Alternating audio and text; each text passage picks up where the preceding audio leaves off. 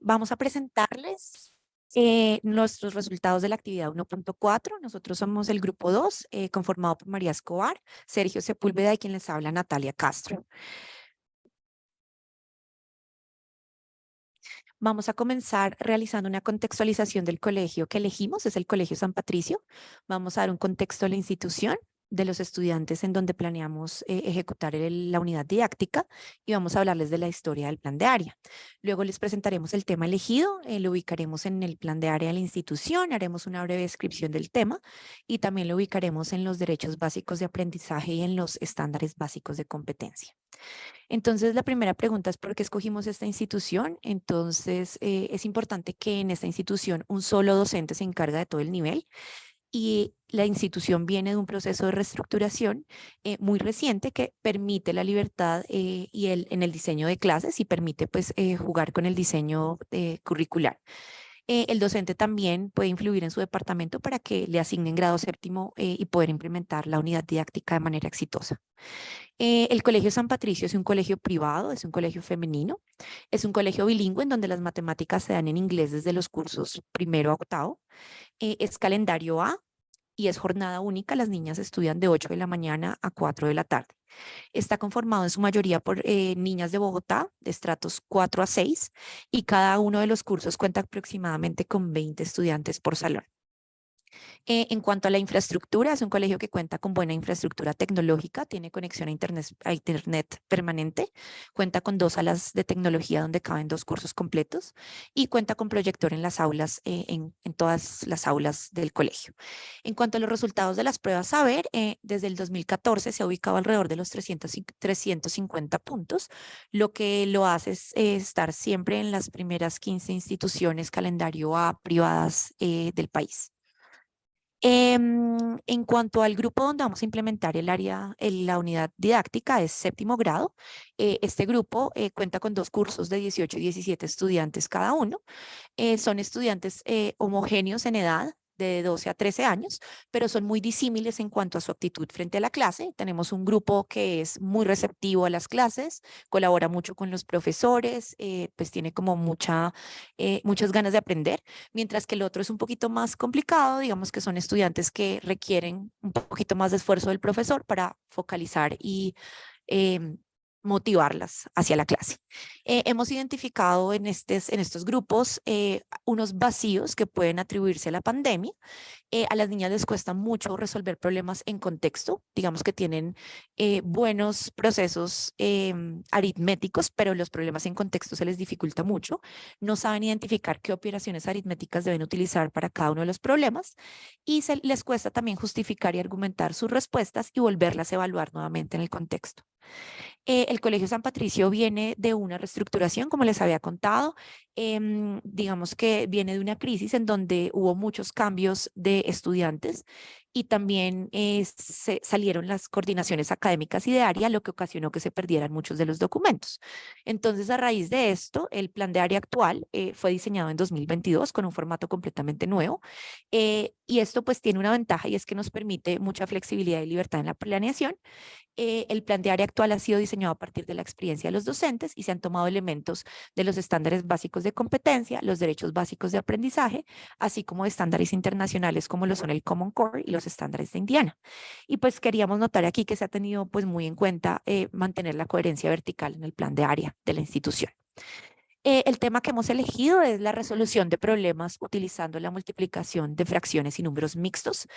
Hablamos de la resolución de problemas porque precisamente queremos enfocarnos en esas dificultades de resolver problemas contextualizados de las estudiantes. Los conocimientos previos que se deben tener para este tema son nociones básicas de fracciones, que sepan qué es una fracción equivalente y cómo simplificar fracciones, que sepan a realizar las diferentes conversiones entre las diferentes representaciones de las fracciones, como los números mixtos y los decimales, y que ya conozcan el algoritmo de la multiplicación de fracciones. Temas relacionados, tenemos suma y resta de fracciones, porque pues hay muchos problemas que se requieren de diferentes operaciones aritméticas para llegar a una solución, no solo de la multiplicación. Los porcentajes, puesto que la multiplicación de fracciones es una manera de llegar al porcentaje de una cantidad, y áreas de polígonos y volúmenes de sólidos. En cuanto a las representaciones, las agrupamos en tres grandes categorías. Una es la de manipulativos, que son las tiras de fracciones y los bloques geométricos que pueden ver en las imágenes. La otra es la pictórica, que pues, pueden utilizar las estudiantes para representar la multiplicación de fracciones en la recta numérica, y el modelo de áreas, o sea, utilizando el área de un rectángulo para representar esta multiplicación, y la numérica, pues que es la tradicional, en donde se concentra el algoritmo de la multiplicación.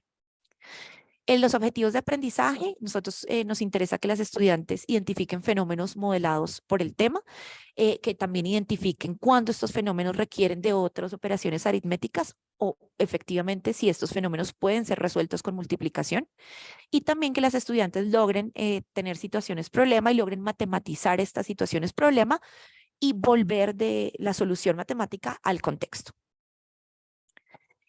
Algunos de los fenómenos que hemos identificado que pueden ser modelados mediante la multiplicación de fracciones son el cálculo de área de polígonos, los volúmenes de sólidos, descuentos de productos, ingredientes para recetas o preparaciones químicas, el cálculo de una fracción, que lo intentamos mostrar mediante este dibujo, y también el cálculo de una parte cuando tenemos un entero dado.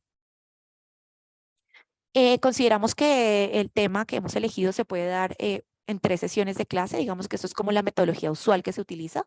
En una primera sesión se hace un repaso del algoritmo y se le presenta a las estudiantes diferentes ejemplos de cada uno de las situaciones problema que se pueden resolver mediante la multiplicación de fracciones. En una sesión 2, las estudiantes se enfrentan a una práctica individual donde ellas pueden poner en práctica las diferentes situaciones y fenómenos que involucran la multiplicación de fracciones, y al final hacen una discusión entre pares para comparar resultados. Y una tercera sesión pues sería un escenario de evaluación. Pues en cuanto a errores comunes, muchas estudiantes confunden el algoritmo de la suma de fracciones con el algoritmo de la suma. Otras es que al enfrentarse a una situación problema no logran identificar si deben hacer una multiplicación o deben enfrentarse a otra operación aritmética que no sea la multiplicación. Y pusimos aquí un ejemplo que pues se los voy a leer. Es en una tienda de animales. Tenemos 3/4 de los animales. 3/4 de los animales son mamíferos. De los mamíferos, 5/7 son gatos. Y la pregunta es, ¿qué fracción de los animales de la tienda son gatos? Entonces, muchas estudiantes tienen problemas en este tipo de situaciones de identificar cuál es la unidad que se les está preguntando. Entonces, muchas estudiantes van a responder 5/7 y identifican la unidad como los mamíferos y no como toda la tienda. Entonces, este es un problema que cuentan las estudiantes y nos gustaría pues poderlo ayudarles a resolver. En cuanto a la ubicación del tema, en la malla curricular encontramos 2 evidencias de aprendizaje en el primer periodo de séptimo. Estas evidencias hablan de la multiplicación, de números racionales y de problemas en contexto. De igual manera, en los estándares básicos de competencia de sexto séptimo, dentro del pensamiento numérico y sistemas numéricos, encontramos 2 estándares que hacen referencia al tema, que nuevamente hablan de situaciones multiplicativas en contexto. Y finalmente, en los DBAs de séptimo, tenemos también 2 derechos básicos de aprendizaje que hablan de números racionales, de la multiplicación y de problemas de contexto, que es como nuestro foco. En cuanto a los procesos generales de los estándares que tienen mayor activación mediante nuestro tema, encontramos la modelación, el razonamiento y formulación, y la comparación y ejercitación de procedimientos.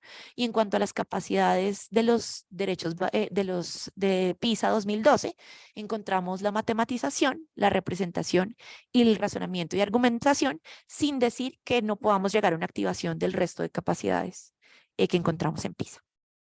Muchas gracias.